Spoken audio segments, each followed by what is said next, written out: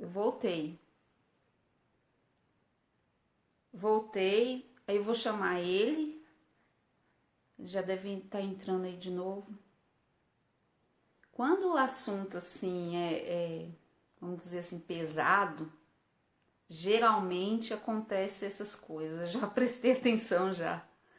É internet, é algo que não dá certo. Eu vou chamar ele aqui para ver se ele entra. Ainda mais um assunto desse, pesado. E ele fala muito, muito bem, né? Fala: Oi, Rodrigo. Ah, Caiu, tava numa linha maldita de internet. raciocínio aí tão boa e caiu tudo. Eu retomo. As pessoas voltaram já? Sim, já tem 56 pessoas. Então tá bom. Então eu volto. Estava falando da medicalização do pecado, né? Aham, Então vou até contar essa historinha também. Existe um escritor nos Estados Unidos chamado Matt Walsh. Matt Walsh é um blogueiro bastante conhecido e tal, e cristão. Ele é bastante contrário à pornografia. Não é um problema de ele não é um liberal nesse sentido. Mas ele escreveu um texto em que ele dizia: a gente está medicalizando algo que é pecado. Essas pessoas estão se escondendo por detrás da palavra viciado para poder dizer: não, não tenho controle, não tenho nada para fazer. E aí eu acho que ele erra, porque existe essa coisa na filosofia que a gente chama de falsa dicotomia, né? Uma coisa pode ser duas coisas ao mesmo tempo, né? Então, a pornografia, ela pode ser pecado e viciante ao mesmo tempo. Uma coisa não exclui a outra. Então, eu concordo com o Matt Walsh. É pecado. E muitas vezes as pessoas, de fato, se escondem por detrás, né, desse rótulo de viciado para poder se eximir de qualquer culpa. Mas eu acho que existe esse erro, né, que as pessoas, de fato, não deveriam fazer isso.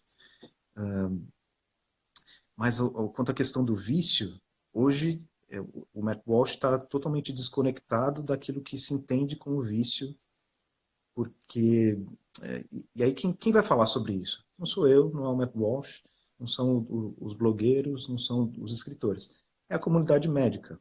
O vício está justamente centralizado no cérebro. Quem comanda essa parte toda de vícios ou não? É o cérebro. Então, quem vai ter mais peso na hora de falar o que é vício e o que não é vício? São as pessoas especialistas em cérebro, né? Então, existe uma associação americana, que é a mais importante que tem, que chama ASAM, né? É uma associação especializada em vícios. E eles que medem exatamente o que é vício e o que não é vício. Eles reformulam seus conceitos de tempos em tempos.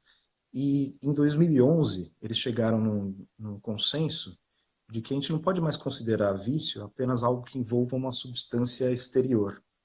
E tinha esse. Né, se você pensar coloquialmente, é isso que as pessoas imaginam, né? Ah, como é que eu vou me viciar se não tem nenhuma substância sendo ingerida, sendo injetada, sendo introduzida dentro do meu corpo? Mas a verdade é que a comunidade médica já ampliou o seu, o seu escopo e seu entendimento sobre vício. E hoje você pode falar em vício em jogos, em apostas, né? nossa,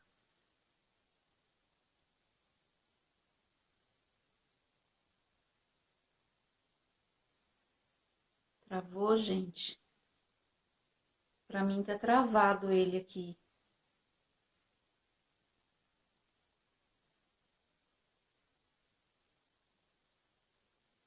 Travou.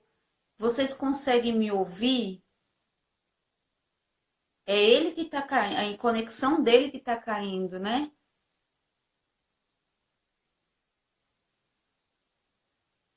É a conexão dele.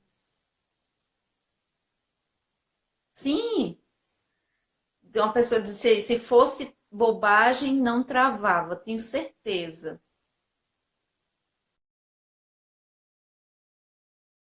Só ele, e aí eu vou tentar chamar ele de novo. Gente, urra! Aí ele vou tentar aceitar ele aqui de novo para ver.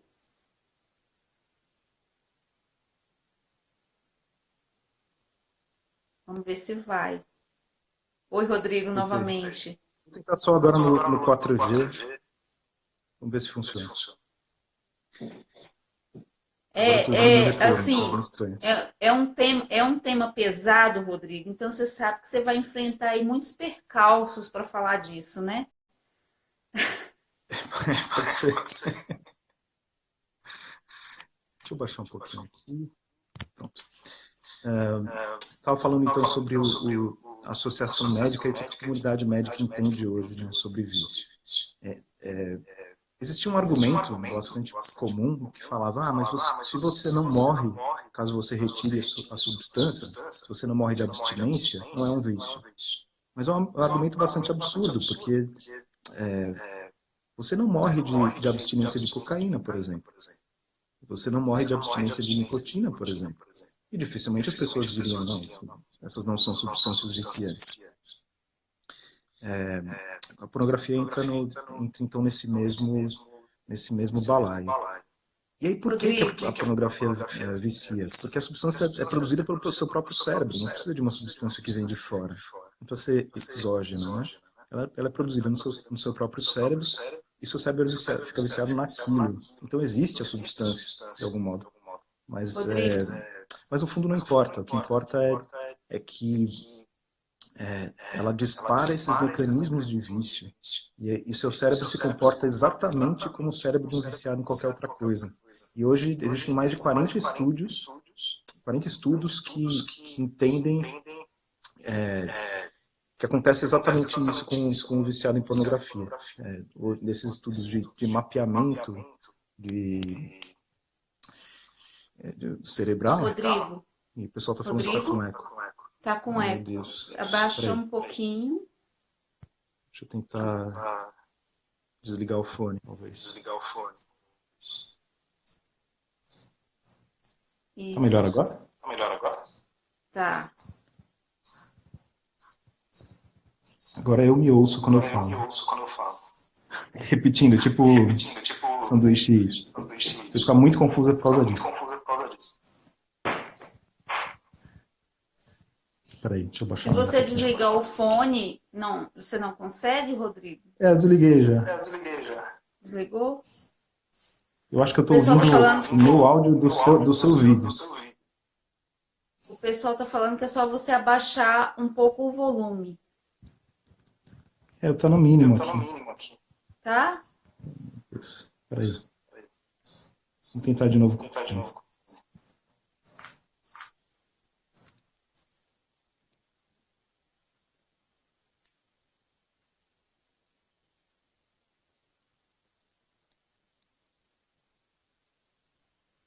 Alô? Gente, eu tô tentando aqui. Tati, tenta colocar o fone. Gente.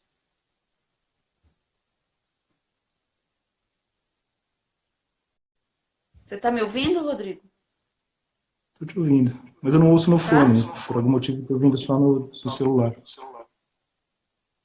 Eu tô te ouvindo normal. Malditas lives.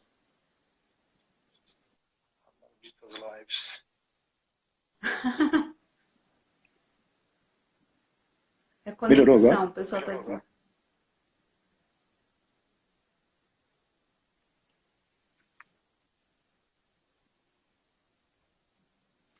É o meu? Deixa eu diminuir, gente, mas comigo eu sempre coloco nesse volume e tá certinho. Agora o meu tá no mínimo aqui, ó. O meu tá no mínimo. E o Rodrigo tá travado.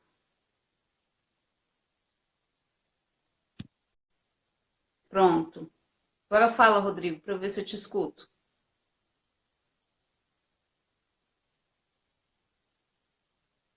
Estão me ouvindo? Rodrigo? Oi, Rodrigo? alô, alô, alô. Ah, É. Você me escuta, Rodrigo? eu te escuto. Escuta. Eu vou pegar um fone aqui para ver se eu colocando um fone resolve, Tá bom, certo? beleza.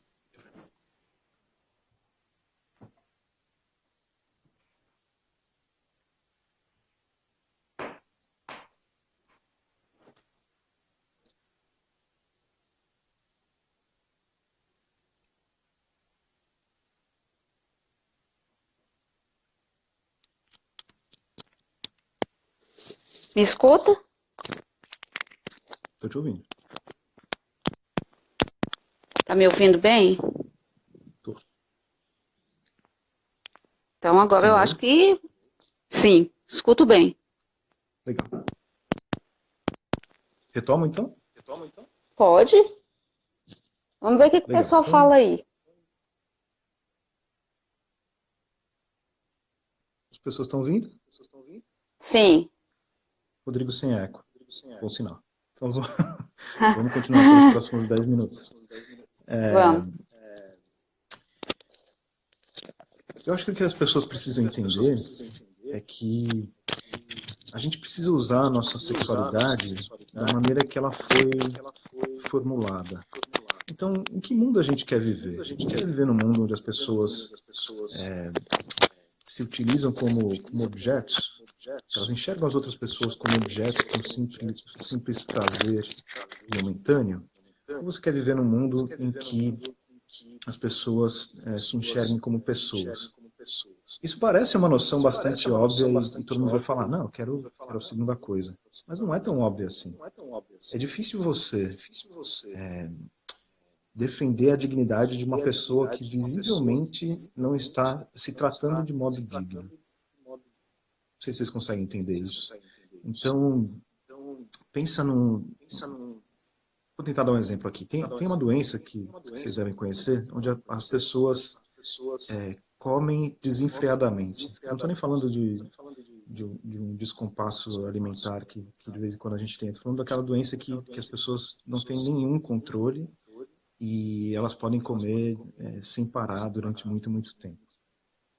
Agora imagina que você, de repente, resolve pegar essa pessoa que tem essa doença, que é uma doença potencialmente mortífera, e você patrocina essa pessoa para que ela entre num campeonato de quem come mais cachorro-quente. Você está se divertindo a partir do sofrimento alheio. De alguma maneira, a pornografia é exatamente isso. São pessoas se divertindo a partir do sofrimento de outras pessoas. Não é à toa que muitos estudiosos identificam a pornografia mesmo como uma violência contra a mulher. Então, é muito engraçado, porque nesse momento você vê pessoas de times muito diferentes se unindo em prol de uma causa comum. Então, é aquela coisa que os americanos dizem, né, que se existe um assassino atrás da porta, irmãos que estavam brigados acabam se abraçando. E, e aí você vê que o discurso cristão, católico, nesse momento fica muito próximo do discurso feminista, e com razão, né, porque, de fato, quem sofre mais com tudo isso são as mulheres. A pornografia é inteiramente baseada nisso, em uma violação da dignidade da mulher. Então, eu acho que pode ser uma batalha em que frentes aparentemente opostas se juntam em benefício de algo, para lutar contra algo que é maior, né? Que é um mal maior. Eu acho que o vício em pornografia também tem esse aspecto que a gente precisa considerar. Acaba que a pornografia ela não vai causar algo só em quem a consome. Causa também nas mulheres que são o objeto para isso, né? Tem muita coisa relacionada com drogas, Rodrigo, suicídio, essas coisas, com as mulheres que são, no caso, o objeto da pornografia? Então, essa é a parte assustadora, né? Que é quando você começa a se aproximar desse universo, aí que você entende a dimensão do que acontece. Então, a primeira coisa a ser considerada é isso que você falou. Não é simplesmente um mal que você faz contra você mesmo, e, portanto, você deveria ter a liberdade de usar o quanto você quisesse. Não é uma questão libertária. É uma questão muito maior do que aquela que os libertários pintam, porque é algo que prejudica você, sim. Então a gente já, nesse papo todo sobre vício, acho que eu já consegui, pelo menos, iniciar essa reflexão sobre como aquilo te prejudica pessoalmente, e eu até pauso para falar mais sobre esses problemas. O que tem acontecido é que as pessoas estão viciadas num grau em que os médicos estão entendendo, eles não conseguem compreender essa questão, então não chegou ainda no nível ali do final da escala do consultório médico, ainda os médicos não conseguem entender isso como um problema, mas eles conseguem perceber os sintomas. Então, muita gente vai ao consultório médico reclamando de apatia, um estado que chama anedonia, que é a falta de capacidade de sentir prazer, né? Sobre as coisas normais da vida. As pessoas reclamam muito de cansaço, de solidão, de, de várias coisas que muita gente acha que é causa de outras, mas na verdade talvez seja mera consequência de uma falta de abstinência, né? Então, é uma espécie de depressão cultivada mesmo, né? E as pessoas não têm essa dimensão de que é algo possivelmente muito fisiológico, muito mais fisiológico do que elas imaginam, sabe? Claro, pode ter um fundo espiritual também, mas a gente nem precisa entrar aí, né?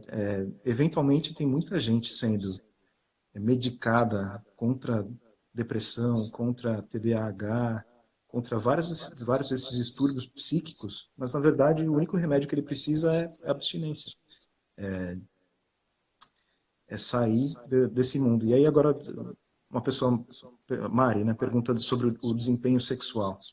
E aí é outra coisa que as pessoas estão percebendo. E aí as pesquisas são muito reveladoras, né? Desde de 2007 para cá, aumentou em mais de 1000% a taxa de jovens com disfunção erétil. Jovem com disfunção erétil era algo muito, muito raro, né, na história da humanidade. Era uma porcentagem muito pequena. E, de repente, alguns estudos mostram que cerca de 30% das pessoas com menos de 40 anos sofrem de algum distúrbio de disfunção erétil.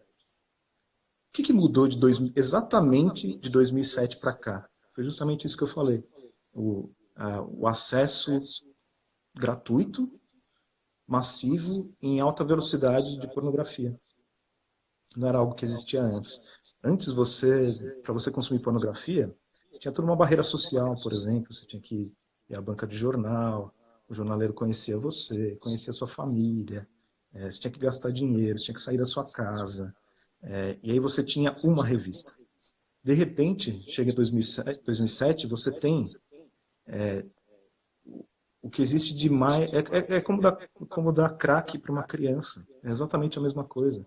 Você tem algo que é absurdamente fascinante para o cérebro humano, porque o cérebro humano quer procriar, e você tem isso em quantidades infinitas e de graça. Então, o que realmente tem acontecido é isso. Esses jovens não têm nenhum problema de ordem peniana. Não tem nada de errado com os órgãos sexuais dessas pessoas. Tanto é que elas tomam Viagra e não funciona. Porque o Viagra age nos órgãos sexuais, né? Qual que é o problema dessa pessoa? O problema está justamente no cérebro. É um cérebro que se desensibilizou, né? Que olha para o mundo e não vê graça. É claro, são as borboletas comuns disputando com a borboleta que está pintada de fluorescente, né? O que a gente vê ali na tela é tudo altamente produzido, altamente iluminado, altamente editado, com pessoas que são altamente atraentes e que você pode escolher exatamente o que você quer ver. E mais ainda, você pode trocar infinitamente. Então, você desenvolve uma espécie de harém, onde você é o grande sultão, e você comanda e controla tudo nesse harém. Então, hoje você está afim de uma coisa, amanhã você está afim de outra, hoje mesmo você está afim de outra, e outra, e outra, e outra, e você tem tudo. Quando que isso acontece na vida real? Na vida real, a mulher tem dor de cabeça, a mulher reclama, a mulher tem cheiro, mulher às vezes não está com vontade, e enfim, esse é o, esse é o mundo do dia a dia, né? Mas aí você cria esse super estímulo e naturalmente, o que acontece é isso. O mundo real perde cor. O mundo real fica cinzento. Porque, é claro, você está Entendi. comparando a sua mulher ali de carne e osso, que você conhece há 20 anos, com a matriz de 18 anos e um dia, que só faz isso da vida e que, inclusive, parece gostar. Né? E aí eu volto para aquele assunto da performance, né? Então, você está fazendo mal para você mesmo, você está fazendo mal para as pessoas ao seu redor, principalmente para os seus cônjuges, né? Porque a mulher sofre muito com isso. E existem algumas pesquisas, inclusive, que mostram que a mulher de um usuário de pornografia tem os mesmos sintomas das mulheres dos homens que vão para a guerra, aqueles sintomas de PTSD, né? Que é a síndrome de estresse pós-traumático, que as pessoas da guerra muitas vezes têm, as mulheres têm exatamente a mesma coisa. É uma traição num nível muito brutal, porque é uma traição com pessoas perfeitas, digamos assim. Uma mulher real nunca vai ser a mulher do filme, porque é uma disputa injusta, né? É uma disputa completamente desbalanceada.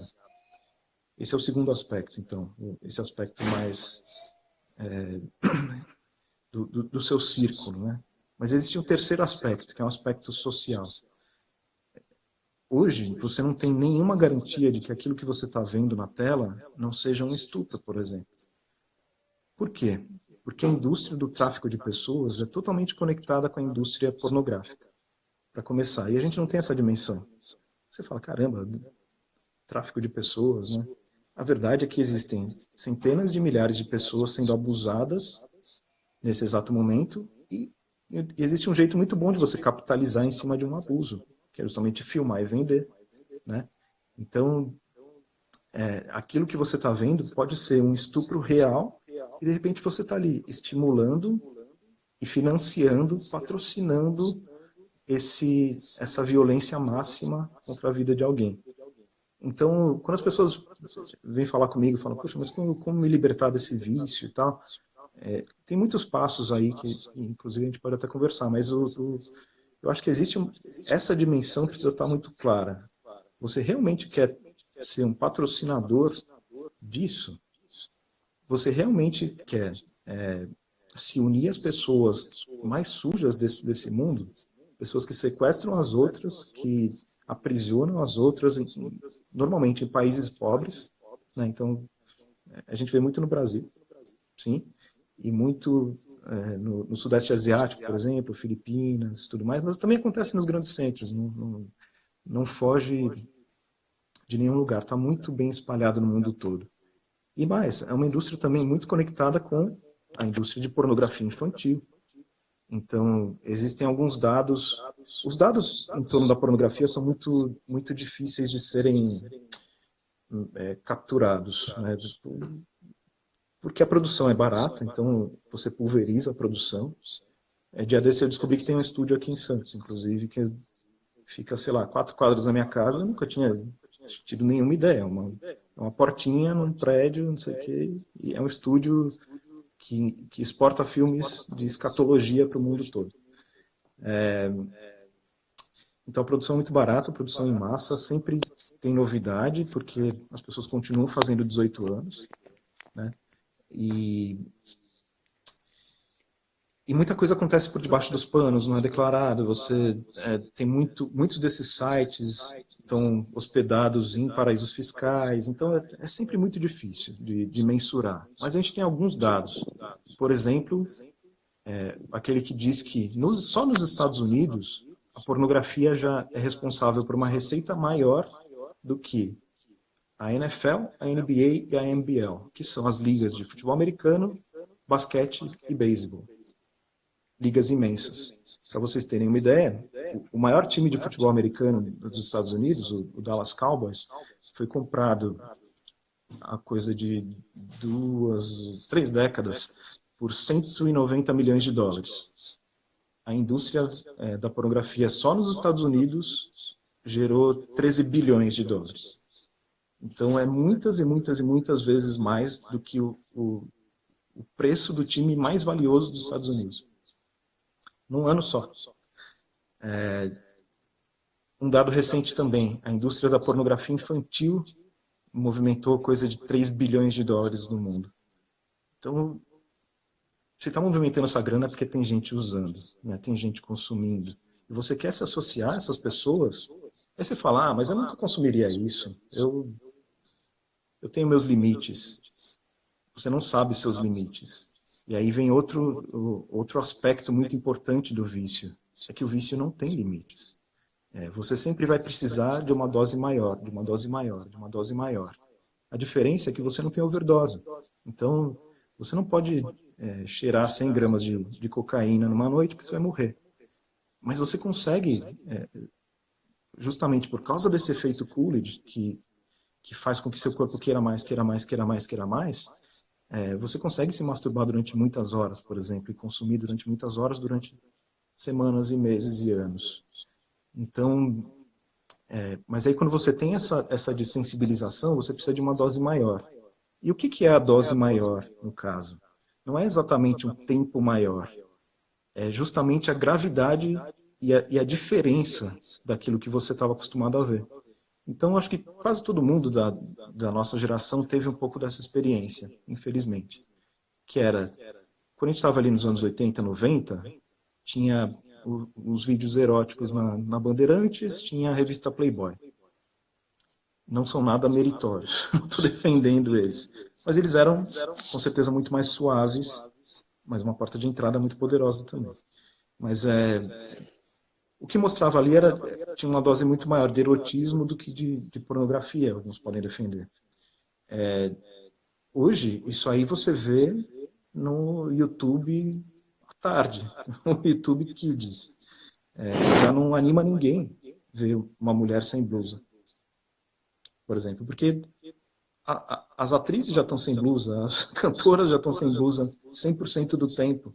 Então, o que aconteceu? Houve uma dessensibilização geral e as pessoas precisam de coisas cada vez mais pesadas. E aí, onde é que vai desaguar isso, né?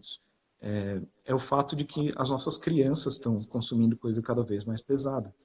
Porque já não tem mais a ver com o seu gosto, com aquilo que você escolhe racionalmente. Tem simplesmente a ver com isso. Você precisar de um estímulo maior. Você precisa de uma dose a mais. Então, se no começo você via mulheres nuas, de repente você quer ver 12 mulheres e 50 caras, sei lá. Ou você quer ver... Eu não vou descrever, mas enfim, tem coisas cada vez mais pesadas, cada vez mais pesadas. E aí, tem uma frase que eu acho muito reveladora, que um dos maiores pornógrafos dos Estados Unidos disse. Ele falou, o futuro da pornografia no mundo é a violência. Quando eu vi isso, eu fiquei em choque. Mas eu logo pensei, não é o futuro, é o presente. Se você comparar a pornografia sendo produzida hoje com a pornografia que era produzida 15 anos atrás, é um abismo monstruoso. Hoje ela parte da violência e vai além. E é sempre a violência justamente contra a mulher. Algo realmente degradante, que você racionalmente você fala, não, eu nunca veria isso. Mas não é algo racional, é algo que, de repente, o seu corpo precisa. E você dá um passinho a mais, um passinho a mais, um passinho a mais. um passinho a mais. E aí, quando você percebe e compara, aquilo que você está vendo hoje não tem absolutamente nada a ver com aquilo que você estava vendo no começo. Mas é porque o seu corpo precisa de novidade. Então, isso está acontecendo, e aí mora outro problema, cada vez mais cedo. E acredito que aqui muitos dos nossos espectadores são mães, né? Tem muito a ver com o seu público. Então, a primeira coisa que eu digo se você não educar o seu filho sobre pornografia e sobre sexo, a pornografia vai educar. Porque ela vai aparecer. Não precisa procurar. As crianças, as pessoas simplesmente trombam com a pornografia. Ela simplesmente aparece. Então, eu vi outro dia um caso que era de um menino que foi procurar uma loja nos Estados Unidos, que é uma loja de esportes muito famosa, que chama Dickies. E aí ele digitou no Google, e Dickies é gíria para pênis nos Estados Unidos. Então, de repente, ele tinha lá, sei lá quantos anos, 10, 11 anos, e viu uma sequência imensa de coisas que certamente traumatizaram. Tem um caso ainda mais grave, que me contaram recentemente. Talvez muitos aqui conheçam um programa da Discovery Kids que chama Detetives do Prédio Azul. Eu nunca vi, mas parece que é um programa para crianças e pré-adolescentes, né, ali na faixa de 7, 8, 10 anos. E Detetives do Prédio Azul tem uma sigla, que é DPA. Aí a criança foi lá e digitou no Google DPA, né, porque ele queria ver Detetives do Prédio Azul. Só que ele não viu Detetives do Prédio Azul, ele viu Dupla Penetração Anal.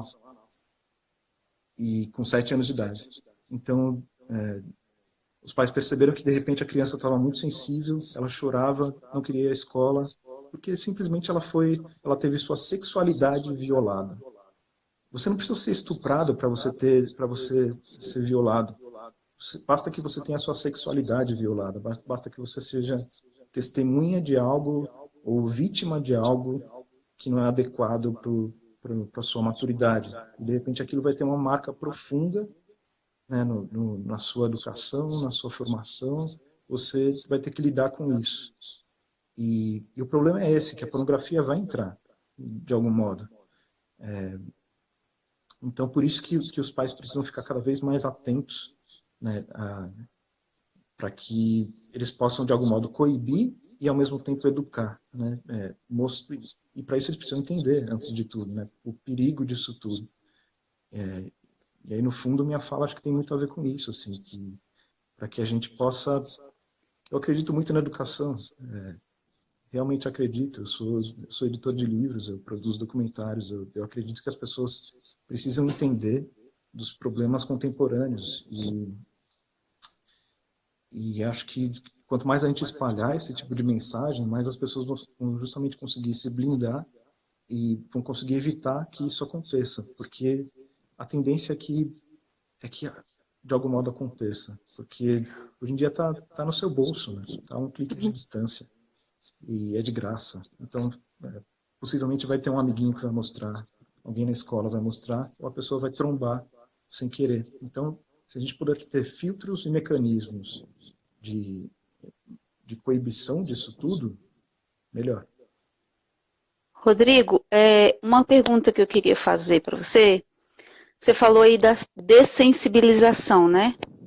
Uhum. No caso da pornografia, ela tem alguma coisa relacionada com o aumento também da pedofilia? Uma pessoa que consome pornografia, ela pode ir devagarzinho, como você falou, e vai precisando de doses cada vez maiores, violência. Até, no caso, uma pessoa que era, vamos dizer assim, normal, ele se vê ali na questão do desejo por crianças, por exemplo. Então, você chegou nesse ponto que é crucial em todo esse debate. E não é só com relação à pedofilia, mas é com relação também ao estupro de mulheres e atos dos mais violentos. Eu não sei se alguns de vocês lembram, e até voltou à mídia recentemente, por conta de alguns filmes e documentários, que a história daquele assassino serial americano chamado Ted Bundy. O Ted Bundy era um rapaz muito bonito, muito educado, era um advogado, e ele cometeu crimes, atrocidades. Assim, ele, se eu não me engano, admitiu que matou 30 mulheres, mas o número certamente é muito maior. Ele ia matando em vários estados, enfim, tem toda uma história. E quando ele foi preso, ele ficou muito tempo na cadeia, e uma semana antes dele ser executado, ele deu uma entrevista. Ele deu uma entrevista em que ele justamente apontava algo que hoje é uma suspeita muito poderosa, de que criminalidade e pornografia têm uma conexão muito grande. Claro, com isso eu não quero dizer que se você consumiu ou consome pornografia, você automaticamente é um criminoso ou vai cometer algum crime. Não é essa a relação. Mas o contrário é muito, muito marcado cientificamente. Quase todos aqueles que cometem algum crime de ordem sexual normalmente têm algum histórico dentro do mundo da pornografia. Então, acho que isso é muito revelador. E as pessoas deveriam tomar cuidado, porque a gente tem essa mania de achar que a gente é blindado, né? Que a gente tem o poder de escolher e de decidir de modo muito, muito simplório. Na verdade, não tem. Então, você vê a taxa de vício de drogas que a gente acha que são muito viciantes, não é tão alta assim. Sei lá, 10% no caso da cocaína. Você pode usar a cocaína recreativamente, mas você vai correr esse risco? Você realmente quer testar e ver se você aguenta? Eu acho que o mesmo procedimento tem que ser adotado com relação à pornografia. Você realmente quer correr o risco de ficar tão desensibilizado a ponto de querer estuprar alguém, de querer abusar de alguém, de alguma criança, de você ficar interessado na pornografia infantil? Você realmente quer testar essas águas? Eu acho que não, né? Então, a melhor maneira de você fazer isso é você nem começar. Isso é bem evidente. Rodrigo, e você já leu assim algo que possa falar como que fica a questão, no caso meu público é muito feminino, né? Maioria, 98% eu acho. E eu recebo muitas mensagens de mulheres, né, casadas, em que sabe que o marido está envolvido com pornografia e o casamento já está por um fio. Mulheres que escutam coisas do marido, ele dizer assim que não vê graça nela, não sente desejo por ela. E como você falou que elas ficam com trauma, né? No caso das mulheres, que elas poderiam tentar ajudar de uma certa forma esses maridos? Então, primeiro, é algo bastante importante, assim, é que a gente tente eliminar um sentimento de culpa. Mais do que isso, não é exatamente de culpa. A culpa é importante, é o sentimento de vergonha. Porque muitas vezes as pessoas foram submetidas a esse tipo de situação sem querer. Então, foi uma mãe que deu uma revista Playboy quando era criança, foi você que topou com esse tipo de coisa e nunca imaginou que poderia ser um problema. Né? Só um segundinho, por favor. Gente, eu fico só deixando ele falar porque para ele não perder a linha de raciocínio, porque é um tema bem denso, Só fui né? fechar a porta aqui que estava barulho. Ok. Então, eu acho que esse primeiro passo é importante, você diminuir esse componente de vergonha. E muitas vezes as igrejas têm um papel pesado com relação a isso. Eu soube de algumas igrejas protestantes que até expõem os seus fiéis publicamente quando eles têm um problema com a pornografia. E a gente precisa eliminar essa ideia de que o consumidor de pornografia é um tarado, é uma pessoa má. Não é isso. Muitas vezes a pornografia é simplesmente um alívio para um problema muito mais profundo também. Um trauma sofrido na infância, uma falta de habilidade social que leva a uma falta de conexão com as pessoas, e você usa aquilo como uma droga qualquer mesmo, né? Para que você tente diminuir esse sentimento de vazio. Você busca a pornografia como algo que te completa, como uma espécie de simulacro de amor, que é muito triste, mas é um recurso bem comum mesmo. Então, o que eu tenho lido, e eu li alguns livros especificamente sobre esse assunto. Depois, é que assim, nada está em português, né? Então, mas se alguém tiver interesse, eu posso passar os títulos, tal. Tem um autor que é um psicólogo católico americano que chama Peter Kleponis. Escreveu um livro que chama Restoring Trust, que é justamente sobre, o ponto central é justamente esse, como você resgatar essa confiança dentro do matrimônio. E é muito difícil, porque a mulher sofre demais, e o homem não tem essa percepção, ele acha que é algo normal, porque esse é o discurso social que a gente tem em torno da pornografia, né? Que é normal, que é saudável, que é benéfico, que é um conhecimento do seu próprio corpo, que todo mundo faz, logo não tem problema. E isso confunde demais, né, a cabeça do homem, faz com que ele use cada vez mais. E aí quando ele percebe, né, que, caramba, existe alguma coisa errada, eu estou prejudicando alguém que eu amo, isso gera tanta vergonha e tanta dor interna que ele acaba usando mais. Então, tudo isso precisa ser aproximado de modo muito sereno, né? Precisa ter uma conversa muito franca. A primeira coisa é essa, uma conversa muito franca em que a mulher precisa aguentar. E é muito difícil, ainda mais num momento cultural como o nosso, né, em que as pessoas tendem a aguentar muito pouco. Mas é engraçado como a pornografia ela tem um componente maior de vergonha do que outros tipos de vício. Então, se o marido fala que é alcoólatra, parece um pouco menos vergonhoso, porque ele não parece um pervertido. Ele parece alguém que tem um problema, hoje em dia que tem uma doença. Mas aquele que é viciado em pornografia, alguma coisa estranha tem, esse cara não bate bem, não é confiável. E a gente precisa eliminar isso. Porque o que está acontecendo é que a pornografia está se fortalecendo justamente porque ela tem um mecanismo idêntico ao do alcoolismo ou de qualquer outro vício. Então, eu acho que entender isso é importante. E aí tem que dar passos muito sólidos ao lado da pessoa. Um passo importante é procurar um terapeuta. Eu acho que tem muitos terapeutas especializados, notadamente em vício em sexo, que podem ajudar. Não tem tanta gente especializada em vício em pornografia. Aqui no Brasil, quase ninguém.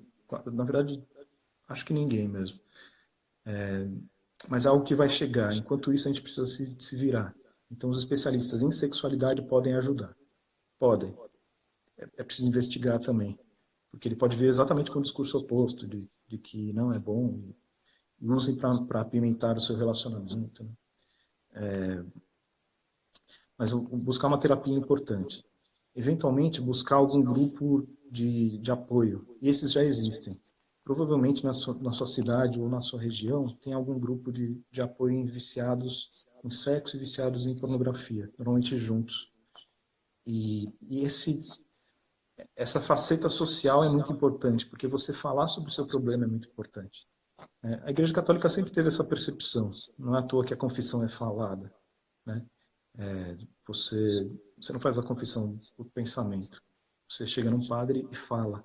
A fala é muito poderosa. A fala faz com que você ressignifique muita coisa. E a fala muitas vezes diminui essa sensação de vergonha, que é tão mortífera, porque essa vergonha é o alimento do vício, muitas vezes. O vício se alimenta justamente desse componente. Outra coisa que eu sempre recomendo é a instalação de filtros e bloqueios. Por quê? A gente sabe que quem quiser usar, vai usar. Só que se você tiver uma barreira a mais, você tem 1 segundo a mais para pensar e dar o passo para trás. E nesse período de transição, é muito importante você ter esse segundo a mais. Então, existe um serviço que chama Covenant Eyes.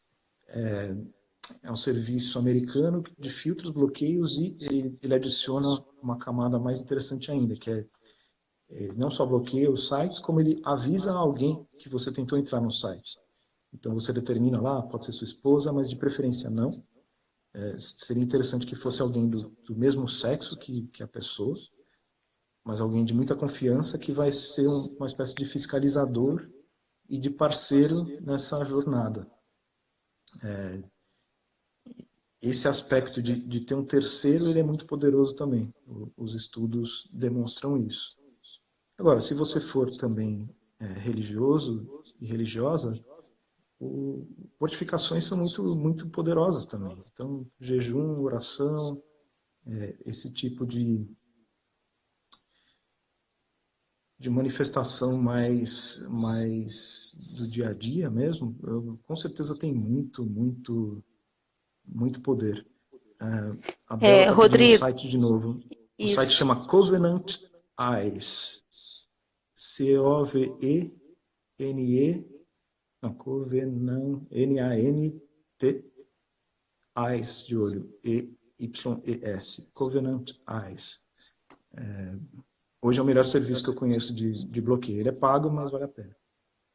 Tá, Rodrigo, então, como você falou aí, me parece que é mais fácil uma esposa, no caso, aceitar que um marido tenha vício, por exemplo, em droga, use cocaína, por exemplo, e ela ajudar ele, estar do lado, levar para uma clínica de reabilitação e enfrentar mesmo esse problema junto com ele, mas talvez o mesmo problema com a questão da pornografia ela não ficaria aguentando por muito tempo, por causa de não dessa coisa que você falou, de um homem que é viciado em pornografia, passa a imagem de que é um pervertido, que é um safado, que faz isso porque quer e que não é uma pessoa confiável, não é isso? Então, o sentimento que a mulher tem é de traição, né? E de uma traição com muitas pessoas diferentes que ela, inclusive, considera melhores do que ela, né? Porque estão mais magras, porque estão maquiadas, porque são mais bonitas, enfim. Não é difícil, a mulher tende a ser mais insegura mesmo. Só que o homem não tem essa dimensão quando ele faz esse tipo de coisa. Normalmente é algo que ele carrega já há muito tempo. Se fosse fácil de parar e fosse só uma decisão baseada em algo moral, do tipo, eu entendi que faz mal, portanto vou parar hoje, não seria um vício. Justamente a dificuldade de se parar é porque é um vício. E o fato de você tentar parar e não conseguir aumenta esse componente ainda de, de vergonha, né? Então, realmente precisa de muita paciência, porque provavelmente ele vai cair algumas vezes antes de conseguir. E aí vai demandar muito tempo, porque aí, eu não sei se a gente está terminando o tempo, mas eu acho que entra em algo interessante, que é falar de esperança. As pesquisas estão mostrando que tudo isso que acontece é, de algum modo, reversível. O cérebro, e aí o professor Norman Doidge é hoje a grande referência mundial sobre esse assunto, em um termo que ele cunhou que chama neuroplasticidade. A neuroplasticidade, ela aponta que o cérebro é como plástico moldável. Ele se altera para um lado, para o outro, mas ele pode voltar ao normal. Então, o que aconteceu é que, na medida em que as pessoas perceberam que isso estava prejudicando o rendimento delas no trabalho, o rendimento delas com a família, o rendimento com a esposa, e prejudicando a vida como um todo, elas começaram a se abster, e o que apareceu nos exames de MRI, fMRI, etc., é que o cérebro foi se remoldando e foi voltando ao normal.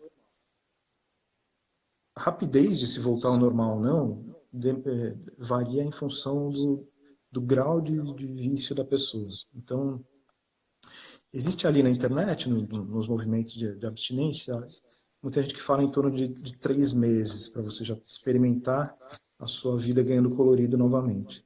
A verdade é que pode ser de 3 até 2 anos. Então, portanto, de 3 meses até 24 meses. E é um período de muita luta. Mas também é importante que a gente entenda que se a pessoa cai, ela não volta para o patamar inicial. Né? Ela, como qualquer pecado, a igreja ensina isso muito bem, né? Que de algum modo Deus te eleva pegando exatamente de onde você está. E isso é uma mensagem importante para quem acha que não tem mais salvação, não tem mais o que fazer, porque a pornografia é tão pesada que ela vai mudando esses seus conceitos mesmo. Né? Se a depressão for se instalando, ela vai penetrando nos seus pensamentos, e aí você acaba ficando desesperançado. Não é o caso. A ciência está mostrando que, de fato, claro, aquilo vai ter alguma marca para sempre, mas talvez seja uma marca até positiva, porque vai te fazer mais forte e mais consciente do mal. Né? E você chega um momento em que você ganha tanta força que você não precisa mais daquilo. E aquela parte do cérebro que eu falei, que é a parte pré-frontal, né? O córtex pré-frontal, ela, de algum modo, se restaura e você começa a ter o controle e falar, não, até veio à vontade, mas eu freio. Veio à vontade, mas eu freio. Porque você está acostumado a frear também.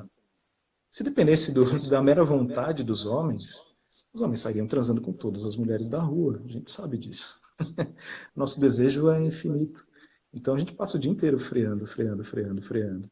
Não é algo tão difícil nem distante de ser racionalizado, né? E aí você vai conseguir fazer isso com relação a esse seu problema. Então, existe esperança também, mas é difícil. É importante que as mulheres tenham consciência de que é muito difícil. Mas foi bom você falar isso, que acaba que dá um pouco de esperança para a mulher estar ao lado desse marido e tentar vencer esse problema junto, né?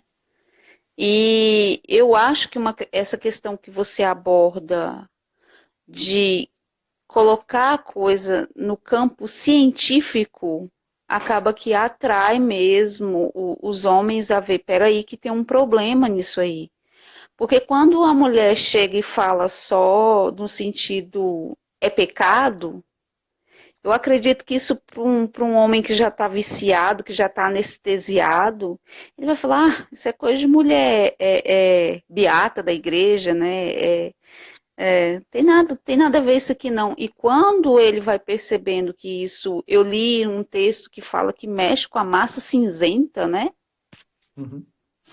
E aí o homem vai entendendo quando chega na questão que está mexendo com o físico dele, com o psicológico, aí ele vai entendendo que é bem mais além do que a mulher falou só, é só um pecado. Não, é mais que isso, né? E aí levar essa questão dos dois sentarem juntos. E o que você falou aí, questão de ter um amigo, um confidente, uma pessoa do mesmo sexo, no caso, para o homem, eu acho que isso aí é uma ajuda assim, quase que fundamental para poder sair disso e não ferir mais ainda aquela esposa, né? E não ferir mais esse marido também, porque se tem algo que é um combustível também muito poderoso, é esse tipo de frustração, esse tipo de tristeza, porque aí ele, sabe a garota que é rejeitada e vai comer um pote de sorvete inteiro, fica vendo Netflix, pode ser exatamente a mesma coisa, e precisa ser encarado da mesma maneira. As pessoas não escolhem muito bem os vícios, são os vícios que escolhem as pessoas, é engraçado. Eu tenho essa percepção, então às vezes acontece, e às vezes acontece muito cedo, esse que é o problema. A pessoa é fisgada ali quando tem 11, 12, 13 anos, 14 anos, e aquilo vai moldando o cérebro durante muito tempo, numa fase em que o cérebro está se constituindo.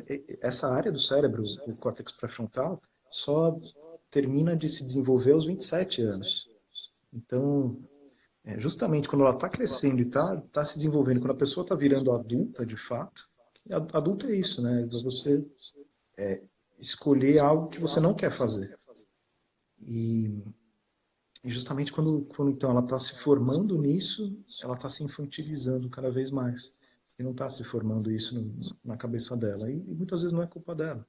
Simplesmente aconteceu. Se houvesse todo um discurso de estímulo à maconha, por exemplo, como está crescendo, inclusive, é óbvio que as pessoas se viciariam muito mais em maconha. O discurso que existia com relação ao cigarro, essa coisa do cigarro provocar mal na pessoa é nova. Antigamente não. Antigamente você via até pelas propagandas. Era algo... era muito engraçado, como curava várias doenças e tudo mais. Então, é óbvio que mais pessoas buscariam, testariam. E o problema das drogas é que elas funcionam. Elas dão exatamente aquilo que você quer, mas elas só entregam no momento. E no momento você não pensa no longo prazo. E todos os problemas sempre advêm do longo prazo, do uso contínuo, da progressividade de qualquer vício. Entendi. Rodrigo, eu não sei quanto tempo aí a gente tem, mas eu acho que a gente já está bem avançado no tempo. Eu queria saber se você tem assim, alguma consideração final, assim, alguma mensagem para falar para o pessoal. E queria agradecer você por essa live, né? Agradecer bastante. Eu espero que você faça mais lives aí, faça pregações e consiga fazer o seu documentário. Quando você começar, eu quero ser divulgadora disso, porque eu quero ajudar mesmo com pouco, porque é um assunto muito importante e eu acredito que vai ajudar muitas famílias, muitas futuras famílias, né? Isso precisa ser difundido, viu? Tatiane, eu que agradeço aqui pela oportunidade de conversar com você, que sempre foi muito gentil. Poder estar aqui com muitos dos seus seguidores. Eu acho que o trabalho é esse mesmo, é de formiguinha, é a gente se conscientizando como sociedade mesmo, que a gente espalhe essas mensagens, que a coisa comece a circular. E eu tenho certeza que em algum momento a gente vai ganhar essa consciência coletivamente. Como a gente ganhou com relação ao cigarro, pouca gente das pessoas mais novas começa a fumar, porque já não vê mais sentido, já sabe que depois de 40 anos vai ter muitos problemas, vai ter um câncer e tudo mais. Precisa ser exatamente a mesma coisa que a gente faz, então, coletivamente, com relação à pornografia. E se eu puder dar minha contribuição, né, que é sempre em função ali das minhas capacidades, das minhas vocações, eu estou absolutamente disposto e conto com o apoio de vocês, com a oração de vocês e também com o envolvimento, engajamento de vocês nessa jornada. Eu tenho alguns textos que eu separei, então, num destaque ali no meu perfil. Vocês podem entrar, está lá no Vício em Porn, está bem nos destaques, algumas coisas que eu escrevi. Eu quero escrever muito mais, meu plano é escrever um texto por semana, pelo menos, sobre esse assunto, trazer, então, reflexões bastante contemporâneas, ciência bem contemporânea, para que a gente possa, então, evoluir de modo comunitário e de modo social. Então, é essa mensagem que eu deixo, uma mensagem de união e de esperança, e eu tenho certeza que a gente vai conseguir avançar e vai conseguir diminuir o alcance desse perigo tão grande. Ok, Rodrigo, obrigada. E eu queria deixar uma mensagem rapidinha para as minhas seguidoras, principalmente aquelas que me escrevem, né, com aquela questão do desespero, o que eu faço, né? Vocês que entenderam agora o que isso faz no cérebro dos maridos de vocês, eu peço que vocês procurem aguentar um pouco mais, ir um pouco mais além, pegar esse homem pela mão, né, mostrar que você está ali. Claro que a gente fala joelho no chão, né, jejum e todas as coisas, as práticas católicas, né, mas também a sua compreensão, você estudar também o assunto para poder estar ajudando o seu marido. E o nosso tempo aí já vai avançado, eu queria te agradecer mais uma vez, Rodrigo, eu vou salvar essa live, deixar ela salva para quem quiser ver depois, ok? Obrigada. Maravilha, Boa Tatiana. Boa noite noite. para todos. Obrigado, um grande abraço.